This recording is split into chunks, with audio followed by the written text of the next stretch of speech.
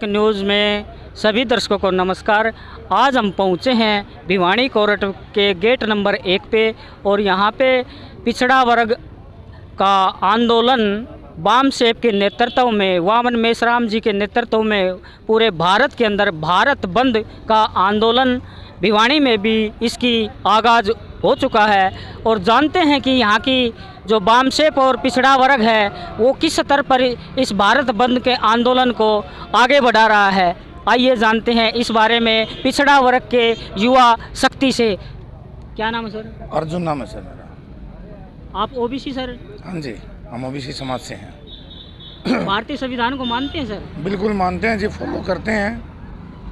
तो भारतीय संविधान के अनुसार तो ओबीसी को 52% आरक्षण है, और लेकिन आपके पास तो 52 के नाम पर लॉलीपॉप मिला हुआ है, तो इसमें आपकी क्या कहना चाहेंगे सरकार के खिलाफ? ऐसा है जी, वो 52% केवल कागजों में है। जी सर। लोगों को उल्लू बनाने के लिए है, चुनावी वादे हैं, घोषणाएं हैं। जी सर। अगर रियलिटी में देखा जाए तो पिछले कई सालों का चाहे आप रिकॉर्ड उठा के देख लीजिए, किसी भी नौकरी में 7% से ज़्यादा ओबीसी की कोई भागीदारी नहीं है। जी सर। और अब धीरे धीरे सरकारी नौकरियों को सरकार ख़त्म कर रही है।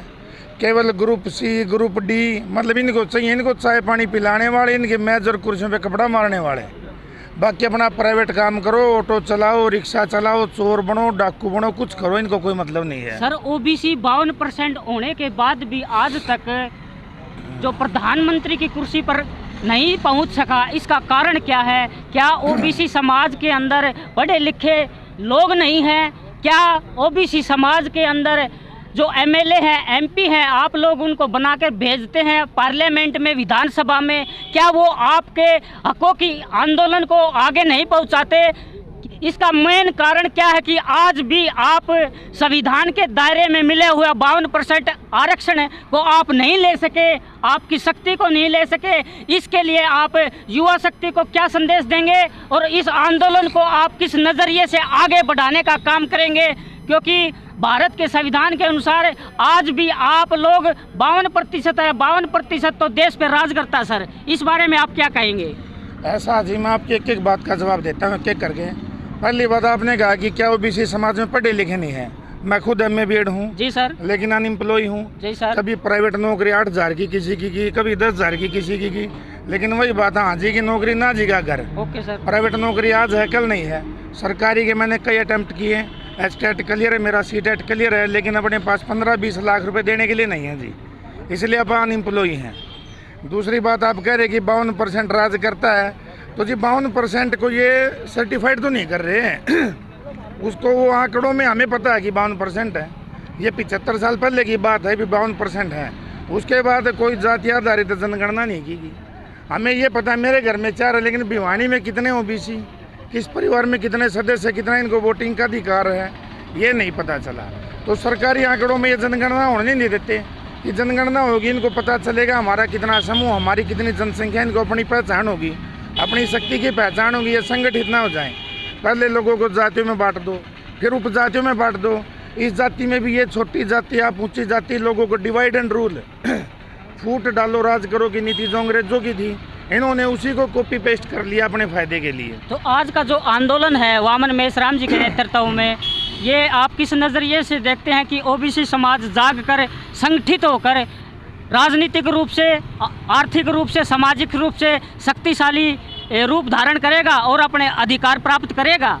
देखिए जी, मैं ये मानता हूँ कि कोई भी, आप कितने भी आदमी इकट्ठे हो लो, कितनी बार कोई मीटिंग कर लो, कोई आयोजन कर लो, कुछ कर लो, लेकिन जब तक लोकतंत्र के अंदर आपकी राजनीतिक भागीदारी नहीं होगी, आप अपने कोई अधिकार की आवाज़ उठाने का आपको कोई मंच नहीं मिलेगा।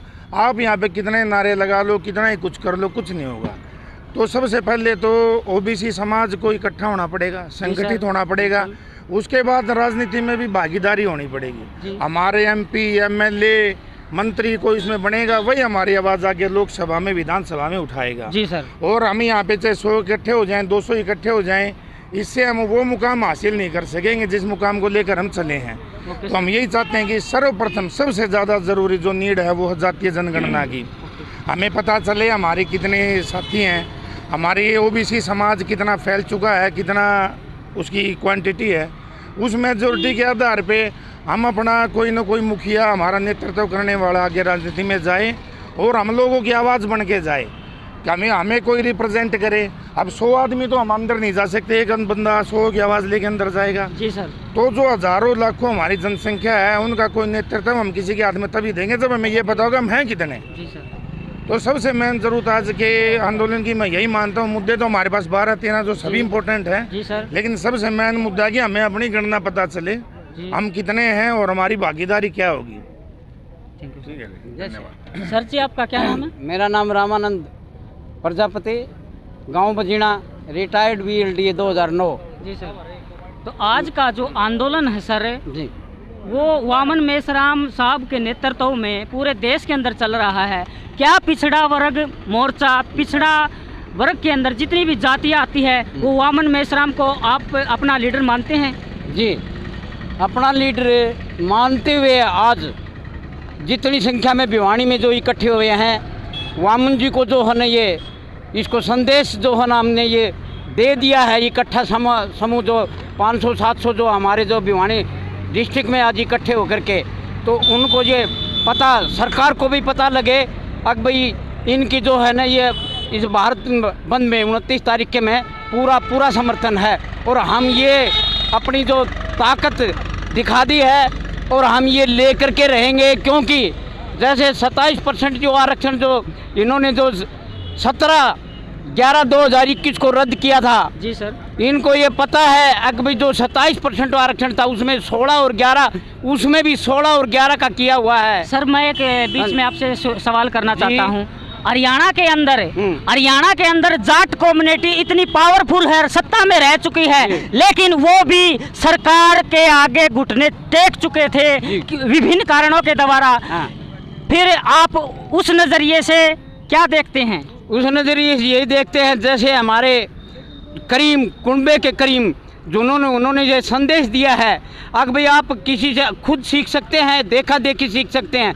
जैसे 12 महीने के अंदर किसानों ने कह लो, आप सार्वजनिक जाति कह लो, लेकिन घुटने टिका दिए। हम इसी बेस के ऊपर चलना सीखते हैं। जैसे शेड्यूल्ड कास्ट का एक ही मुद्दा दिया था कि भाई जो अगर इनको कोई दूसरी भाषा में यूज करता है शेड्यूल्ड कास्ट को, उसका ISO बेस का जो है ऑफिसर उसकी वो वेरिफिकेशन वो तहकीकात करेगा।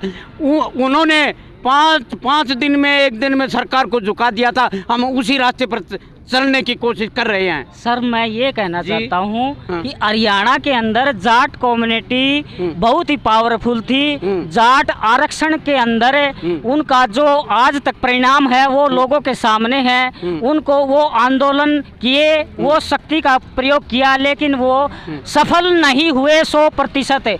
लेकिन OBC तबका तो टुकड़ों में बटा हुआ है पूरे देश के अंदर भी और हरियाणा के अंदर भी। तो आप जाट आंदोलन को और OBC आरक्षण आंदोलन को बराबर मानते हैं?